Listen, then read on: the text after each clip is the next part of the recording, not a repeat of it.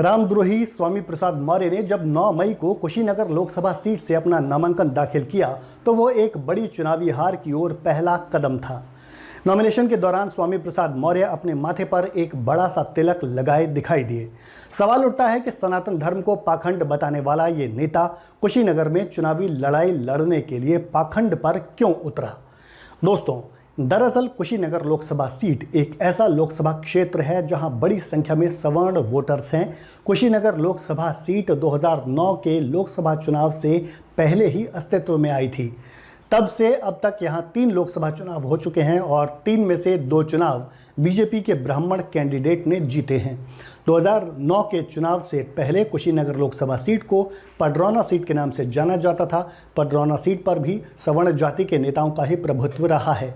1957 से लेकर 2004 तक हुए लोकसभा चुनावों में आधी से ज़्यादा बार यहां ब्राह्मण प्रत्याशी ने जीत हासिल की है। यानी अब तक हुए लोकसभा चुनावों में से 9 बार कुशीनगर में ब्राह्मण कैंडिडेट ने जीत की माला पहनी है। यही वजह है कि ब्राह्मणों के दबदबे वाली इस सीट पर जब स्वामी प्रसाद मौर्य ने नामांकन किया तो वो भी तिलक लगाने पर मजबूर हो गए। हालांकि ये भी तय है कि स्वामी प्रसाद मौर्य कितना भी तिलक लगा लें, 2024 के कुशीनगर लोकसभा चुनाव में उनकी जमानत जब्त होनी लगभग तय है। ये भी तय है कि वो बीजेपी के उम्मीदवार विजय कुमार दुबे से 4 से 5 लाख वोटों से ज़्यादा के अंतर से चुनाव हारने जा रहे हैं। अपनी जमानत बचाने के लिए स्वामी प्रसाद मौर्य को लगभग 3 लाख वोट हासिल करने होंगे, जो किसी भी सूरत में संभव नहीं दिखाई दे रहा। हालांकि सवाल ये है कि स्वामी प्रसाद मौर्य ने कुशीनगर से लोकसभा चुनाव लड़ने का मूर्खतापूर्ण फैसला किया ही क्यों, और वो भी तब जब वो 2022 में सपा के टिकट पर कुशीनगर में विधानसभा चुनाव तक नहीं जीत पाए थे।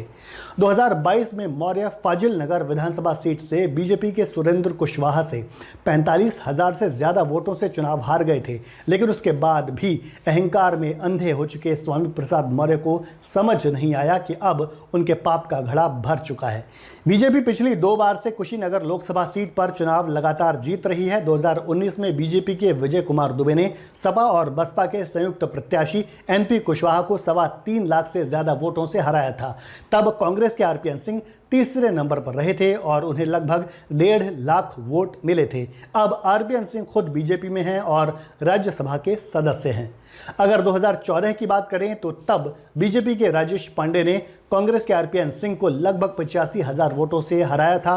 उस चुनाव में बीएसपी के प्रत्याशी संगम मिश्रा को 1.25 लाख से ज़्यादा वोट मिले थे। उसके अलावा सपा के कैंडिडेट को भी 1 लाख से ज़्यादा वोट मिले थे। हालांकि 2009 में स्वामी प्रसाद मौर्य जब बीएसपी के कैंडिडेट थे तब ज़रूर उन्हें 2 लाख वोट मिले थे। लेकिन इस बार ना उन्हें सपा का समर्थन है, ना बसपा का समर्थन है और ना ही कांग्रेस का हाथ उनके साथ है। लेकिन लगता है कि स्वामी प्रसाद मौर्य अब तक 2009 में ही जी रहे हैं।